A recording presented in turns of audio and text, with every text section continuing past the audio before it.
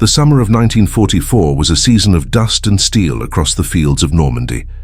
For the crew of an American M4 Sherman, tucked into the leafy embrace of a French hedgerow, the world had shrunk to this narrow lane, this small patch of contested earth. They were veterans of a dozen small, brutal fights. They had learned the deadly geometry of tank warfare, the lethal calculus of their 75mm gun against the German Panzer IVs, and the occasional, much-feared Panther. They knew the sounds of the war, the familiar cough of their own engine, the distant crump of artillery, the sharp, tearing fabric of a machine gun burst. But then came a new sound. It wasn't the clatter of a normal tank's tracks, but a deeper, grinding percussion, a rhythmic earthquake that seemed to vibrate up from the soil itself, through the belly of their Sherman and into their bones. Peering through his periscope, the commander saw it emerge from the morning haze at the far end of the lane. It was a shape he didn't recognize from any briefing chart. It was impossibly large, its silhouette low and wide, with a long, predatory gun that seemed to stretch on forever. It moved with a slow, inexorable purpose, like a glacier of iron. He gave the order to fire. The Sherman bucked, and the gunner watched the tracer arc perfectly, striking the monster's front plate with a brilliant flash. The shell, which could gut a Panzer IV from half a mile away, simply ricocheted, a harmless spark vanishing into the sky. They fired again, and again. The rounds bounced off the creature's sloped armor like stones thrown against a fortress wall. Then the giant stopped. There was a gout of smoke and flame from its cannon, a sound not like a crack, but a deep-chested roar that split the air. Before the American crew could even register the flash, their war was over. Their world, and their Sherman, was torn apart by a single 88mm shell that didn't just penetrate their armor.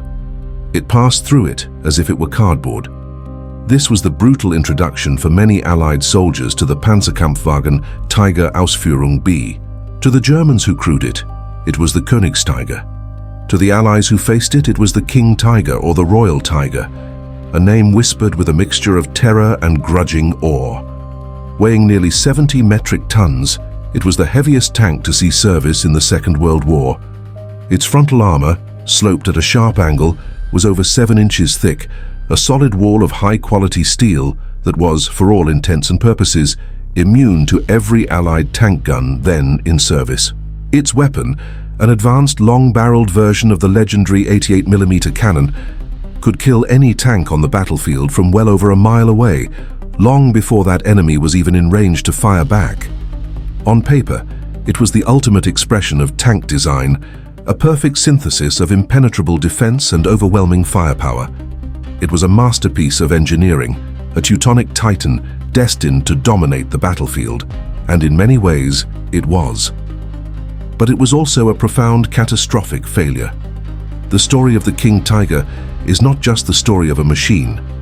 It is the story of a mindset, a reflection of the Third Reich in its dying days. It was the physical embodiment of Adolf Hitler's late-war obsession with wunderwaffen, or wonder weapons. By 1944, the strategic reality of the war was undeniable. Germany was being crushed between the industrial might of the Soviet Union in the east and the combined power of the United States and the British Commonwealth in the west. The war of numbers, of men, of tanks, of airplanes, of artillery, was irretrievably lost.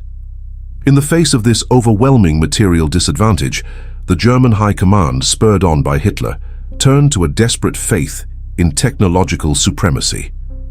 The belief was that a single, qualitatively superior weapon could negate 10 or even 100 lesser ones.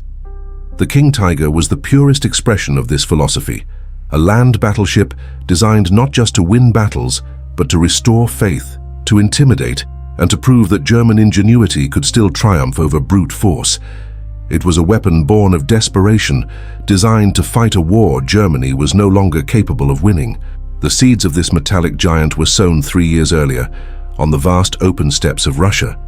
When Germany invaded the Soviet Union in June of 1941, its panzer divisions were the most feared fighting force on the planet.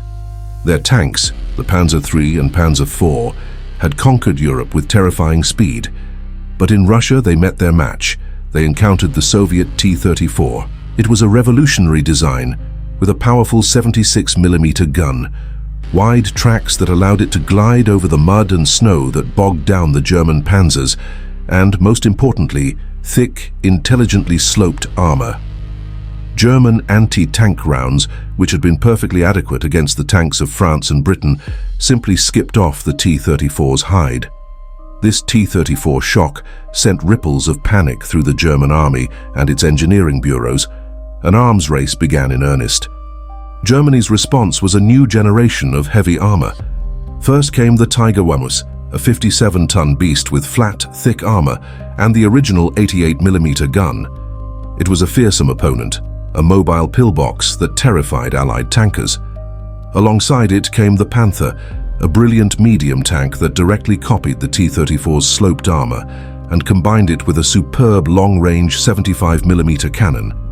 But for Hitler, it wasn't enough. He demanded something bigger, something better, something that could not be challenged. He pushed for a tank that combined the impenetrable sloped armor of the Panther with a gun even more powerful than the Tiger's formidable 88. The result was the King Tiger, a machine that took the design philosophies of its predecessors to their absolute extreme. It was the culmination of Germany's wartime tank development, a weapon intended to be the undisputed king of the battlefield. By the time the first King Tigers were rolling off the assembly lines in early 1944, the world had changed dramatically. In the East, the Red Army was no longer the disorganized force of 1941. It was a battle-hardened, well-equipped juggernaut, relentlessly pushing the Wehrmacht back towards Germany's borders. And in the West, on June 6, 1944, the Allies landed in Normandy. The sheer scale of the Allied war machine was something the world had never seen. Endless columns of Sherman tanks, fleets of warships, and most critically, skies black with fighter bombers. The Luftwaffe was a shadow of its former self, meaning anything that moved on the ground during the day was a target for Allied air power. It was into this inferno that the King Tiger was thrown. It was an environment where Germany couldn't compete in quantity, so it staked everything on quality. The King Tiger was meant to be the fire brigade, a force of mobile fortresses that could be rushed to any crisis point on the front, stabilize the line, and smash any Allied armored assault with contemptuous ease. But the grand vision collided with a grim reality. The very industrial base needed to produce such a complex weapon was crumbling. Allied bombers relentlessly pounded German factories, rail yards, and synthetic oil plants. Manufacturing the King Tiger was a slow, painstaking process, requiring immense resources and specialized tooling. The supply of critical alloys, like manganese and molybdenum, which were essential for creating strong, resilient armor plate, was dwindling. This forced German metallurgists to make compromises, resulting in armor that, while incredibly thick, could be brittle. Stories emerged of armor plate cracking or spalling internally when struck by a heavy shell, even without a full penetration, killing the crew with shrapnel from their own vehicle. The dream of invincibility was already being chipped away by the realities of a war of industrial attrition. More profoundly, the King Tiger was a weapon designed for the wrong war. It was a breakthrough tank, a spearhead weapon built to punch holes in fortified enemy lines and lead deep, decisive offensives, the kind of war Germany had waged in 1940. But by late 1944, Germany was not on the offensive. It was fighting a desperate defensive battle on two fronts. What the army desperately needed were cheap, mobile, and reliable tank destroyers that could be produced in vast numbers to plug the endless gaps in the line. They needed vehicles that were mechanically sound and easy on fuel. The King Tiger was none of these things. It was a ponderous, gas-guzzling giant in an army that was chronically short of fuel. It was a complex, over-engineered marvel in an army that lacked the spare parts and expert mechanics to keep it running. It was a strategic asset being used as a tactical stopgap, a powerful but flawed tool for a job it was never meant to do. The true battle for the King Tiger was not against the Shermans of the Americans or the T-34s of the Soviets. Its greatest and most relentless enemy was itself. It was a war fought against the simple, unforgiving laws of physics, engineering, and above all, logistics. Its 70-ton weight was a challenge for its own engine, its own transmission, and its own suspension. But that same weight declared war on the world around it. On the soft country roads of Europe, on the ancient stone bridges it could not cross, and on the railway system that struggled to carry it toward a battle it was often too late to join. And so the war against physics began not on the battlefield, but on the railway siding. The journey of a single King Tiger from the Henschel factory in Kassel to the front was a monumental undertaking, a microcosm of the entire logistical folly it represented. A 70-ton tank is not simply driven onto a train. The vehicle was too wide for the standard European rail loading gauge, the invisible boundary that dictated the flow of all commerce and war. To even begin its journey, each Tiger II had to undergo a laborious field conversion. The massive 800mm wide combat tracks, designed to spread its immense weight over soft ground, had to be removed. This was a back-breaking, hours-long process involving heavy cranes, massive wrenches, and a full crew of exhausted men. They were replaced with a set of slender 60mm transport tracks, the Verladeketten, which were all but useless for combat. Even then, on some routes, the outer road wheels had to be unbolted and stowed. Once reconfigured, the crippled giant was painstakingly winched aboard a specially designed 6-axle heavy-duty flat car, the 80-ton Capacity Schwerlastwagen. A standard German freight train could move hundreds of tons of men or supplies, but a train dedicated to a heavy tank battalion was a different beast entirely. A formation of just 10 King Tigers required a dedicated train of 10 special flat cars, plus additional cars for ammunition, fuel, and the indispensable maintenance crews and their equipment. These trains were long, slow, and incredibly valuable. They became priority targets for Allied fighter bombers, the dreaded Jabots who prowled the skies over Germany and France. The sight of a train loaded with the unmistakable silhouettes of Tiger IIs was an invitation for an attack that could wipe out millions of Reichsmarks and months of skilled labor in a single fiery pass. The tank, designed to dominate the battlefield, often began its operational life as a helpless 70-ton target, creeping across a hostile landscape at 20 miles per hour.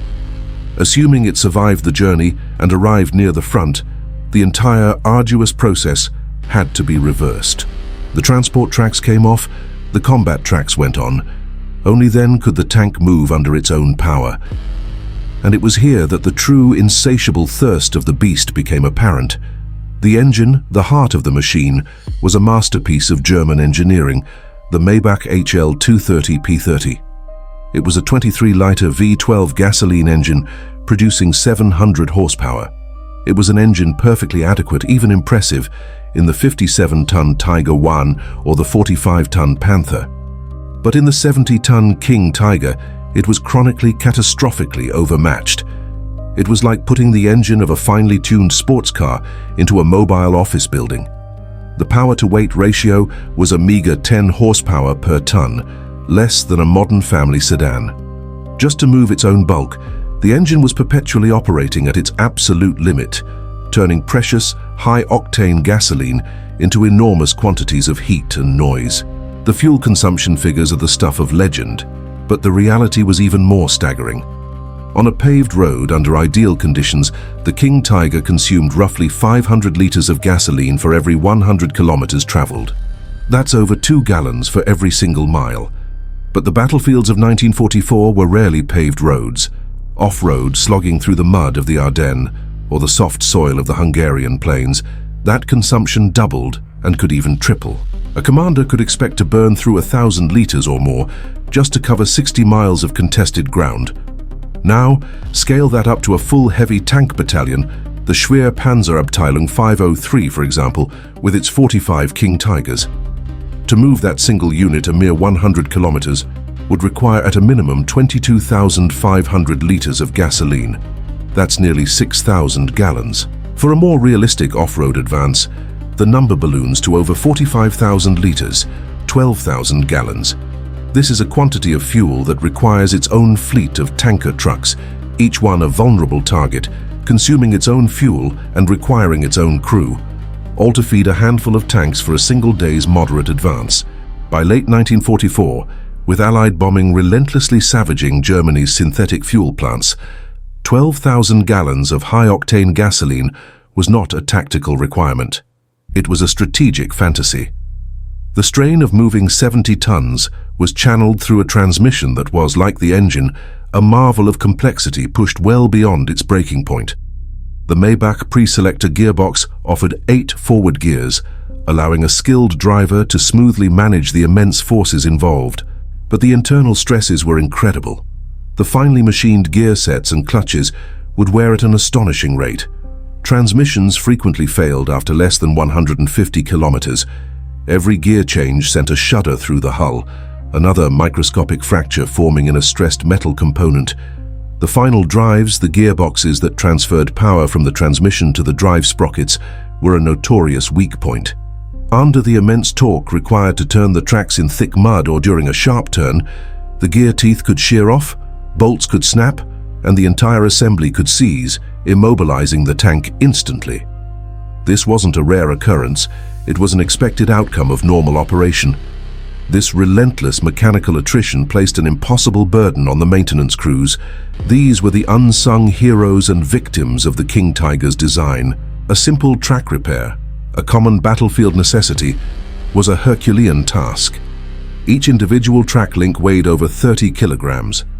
A full track run was made of 92 to 94 of these steel links. To replace a damaged section, the crew had to use sledgehammers to pound out massive steel pins, manhandle the broken links out of the way, drag the new 70-pound links into place, and then hammer the new pins home. This was work performed in mud, under shellfire, often in freezing cold. It was a task that burned thousands of calories, performed by men living on dwindling rations of black bread and thin soup. Changing an inner road wheel on the complex interleaved Schachtelaufwerk suspension system was even worse. It often required removing several of the outer wheels just to gain access, a job that could take a well-equipped team in a rear area workshop half a day. On the front line, it could render a tank useless for the remainder of a battle. Every component of the King Tiger ecosystem screamed logistical excess. Its main armament, the 8.8 cm Keto K-43, was one of the most powerful anti-tank guns of the war. But its ammunition was enormous. A single armor-piercing round, the Panzerkampfwagen 3943, weighed over 10 kilograms or 23 pounds. Its high-explosive counterpart was similarly hefty. A full combat load of 86 rounds meant the crew had to manually load nearly a ton of ordnance into the turret. Resupplying that ammunition in the field was another slow, muscle-straining ordeal, exposing the supply troops and the tank itself to attack. And when the inevitable happened, when the transmission failed, the engine seized, or the tank simply sank up to its belly in mud it couldn't escape, the problem of recovery arose. You cannot simply tow a 70-ton tank. It required the Wehrmacht's heaviest prime mover, the 18-ton Sitkay 9 half-track, known as the FAMO. One FAMO was not enough. The standard procedure for recovering a bogged-down King Tiger called for 3 FAMOs, chained together nose to tail, their engines screaming in unison, to slowly drag the dead machine from its muddy grave. This operation would immobilize not 1, but 4 vital pieces of equipment, making the entire convoy a magnet for enemy artillery and aircraft. More often than not, a King Tiger that broke down deep in enemy territory was a King Tiger that was lost forever, abandoned by a crew that had no means to save it, and left to be captured, studied, and ultimately scrapped by the enemy. It was a self-defeating cycle. The machine, designed to be the ultimate predator, was, in reality, a fragile, needy creature, chained to an umbilical cord of fuel, spare parts, and specialized support that the crumbling Third Reich could no longer provide. Its engineering brilliance was a fatal kind of trap, a masterpiece of design that was completely divorced from the grim reality of its intended use. And this grim reality had a human face. For every gleaming technical specification, for every propagandist's boast of invincibility, there was a story of 5 young men sealed inside 70 tons of failing steel. The machine was a masterpiece, but the men were just flesh and bone, and they were subject to the ancient enemies of the soldier: hunger, cold, and exhaustion. The King Tiger, in its insatiable need, amplified these enemies to an unbearable degree. It was a predator that starved its own pack. Imagine a commander, a boy of 22 who had earned his Knight's Cross in a Panzer IV on the plains of Russia. Now, he sits in the cupola of this land battleship, a technological god of war. Through his periscope, he sees the American lines, thin and stretched, a perfect target. The orders crackle over the radio, advance and exploit. But he cannot. He looks at his fuel gauge, the needle resting firmly, cruelly, on empty. His 86 massive shells are useless. His impenetrable armor is just a monument. He and his crew have been sitting in this frozen Belgian forest for 2 days, listening to the battle rage on without them, waiting for a fuel truck that will almost certainly never come.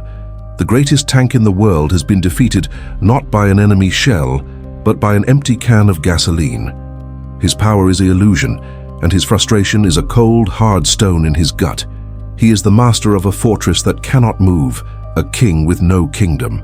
Or picture the driver, hunched over his levers in the winter of 1944. The ground, which was supposed to be frozen solid, has thawed into a bottomless morass of mud and snow.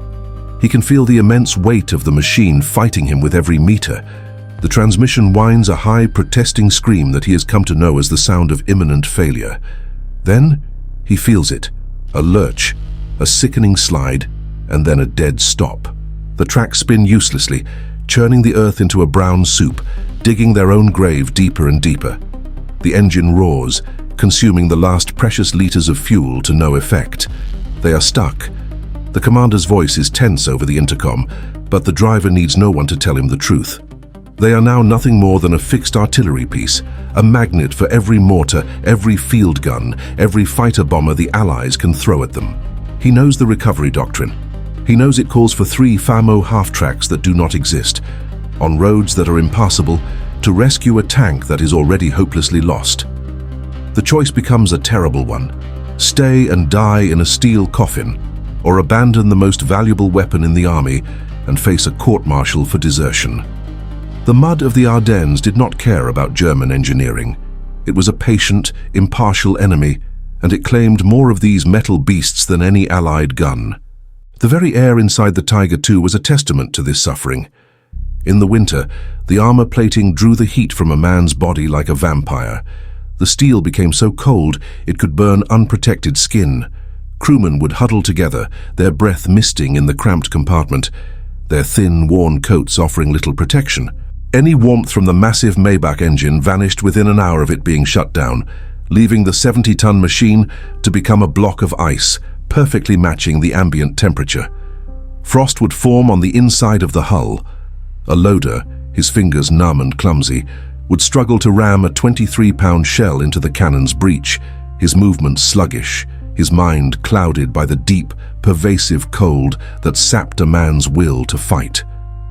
And then there was the hunger.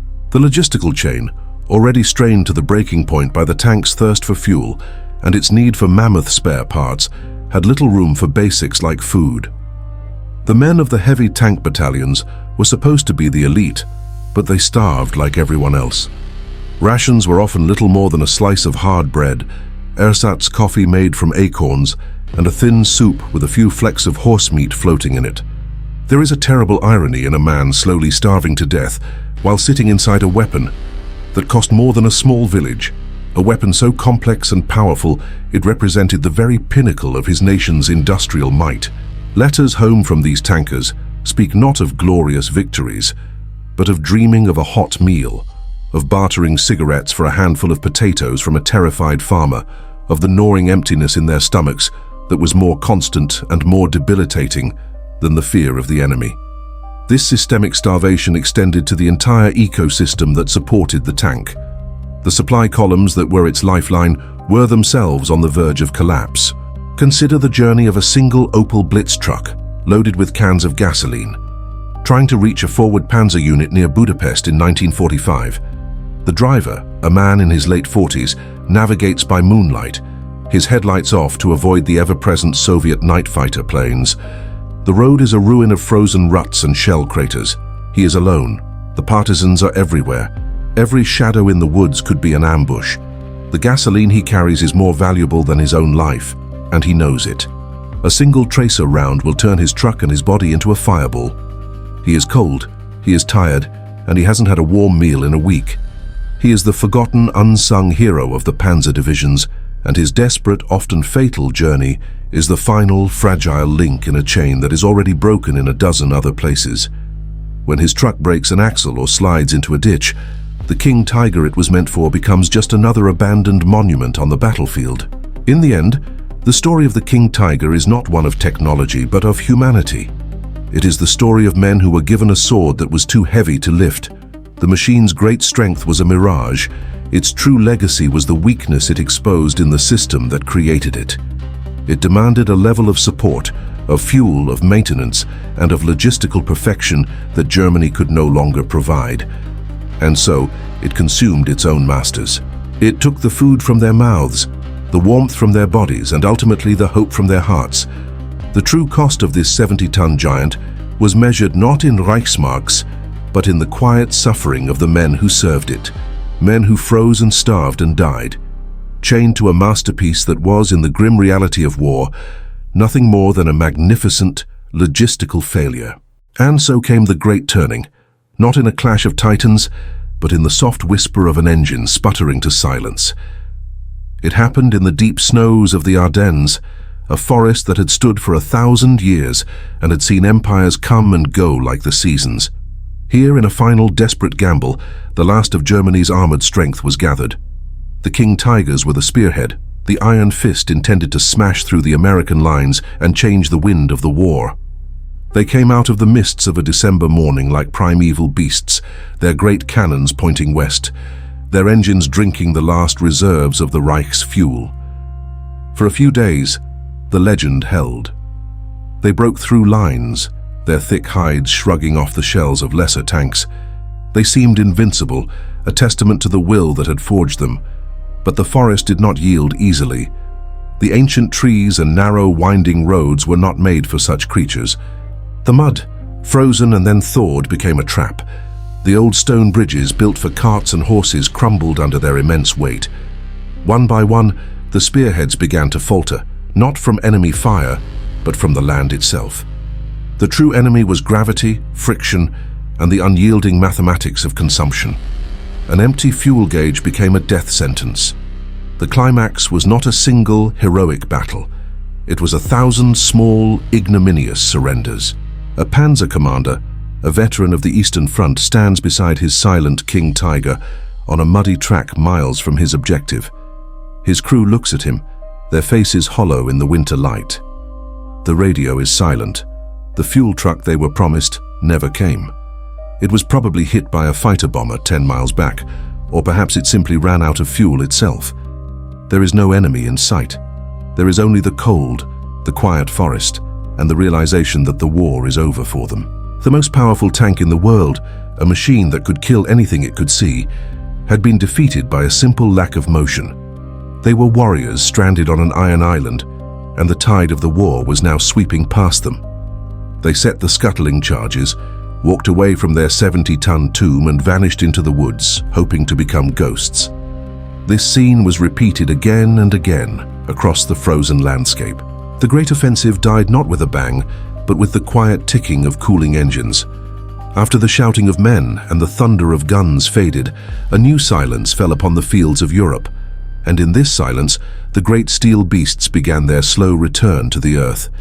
They stood where their crews had left them, monuments to a thirst that could not be quenched. Rust, the color of dried blood, began to weep from their joints, staining the soil beneath. Winter snows blanketed them, and spring rains washed their steel hides. Birds nested in the barrels of their great guns, and field mice made homes in the abandoned radio sets. They became part of the landscape, like strange geometric rock formations. For years, they were landmarks for farmers and curiosities for children who would climb on their turrets and dare each other to crawl inside the dark, echoing hulls where men had once lived and died. But the scars they left were more than just these rusting carcasses. The land itself remembered their passing. In the Ardennes, certain ancient roads remain misshapen, their foundations crushed and never fully repaired. Old farmers ploughing their fields still turn up the steel teeth of a tiger's track link, or the twisted, heavy shard of its armor. Entire forests bear the marks of their passage, trees with bark long since healed over deep gashes from a side-swiping hull, or clearings that were once tank parks, where the soil is still compacted and barren, poisoned by decades-old spills of oil and fuel. These are not the grand wounds of battle, but the quiet, persistent aches of a land that was forced to bear a weight it was not meant to carry. The King Tiger was so heavy, so demanding, that it broke the very ground it fought on, leaving a legacy of rupture that outlasted the war by generations. In the end, what is the story of this machine? It is a parable, written in steel and fire. It speaks to the illusion of power, the seductive idea that a perfect weapon can reverse a failing cause. It is a story of hubris, of engineers who achieved a technological miracle while ignoring the fragile human web required to support it. They built a god of war, but forgot to provide the necessary sacrifices of fuel, ammunition, and spare parts. The King Tiger was a hollow idol. Its armor was thick, but the nation that built it was thin. Its gun was long, but the supply lines that fed it were fatally short. It teaches a lesson that echoes down from the oldest stories, that a weapon is only as strong as the hand that wields it, and the hand is only as strong as the body that feeds it. The King Tiger was a suit of armor for a body already wasted by fever. It stands in history not as a testament to German engineering, but as a monument to its limitations. It is a memorial to the thousands of forgotten men, the drivers and mechanics and quartermasters, who were sacrificed in the service of an impossible ideal. It is a reminder that the greatest weapon on any battlefield is not the sharpest sword or the thickest armor, but the simple, unglamorous, and unbreakable chain of logistics. The roar of its Maybach engine has long faded, but the quiet lesson of its failure echoes still, a whisper carried on the wind across the scarred fields of Europe.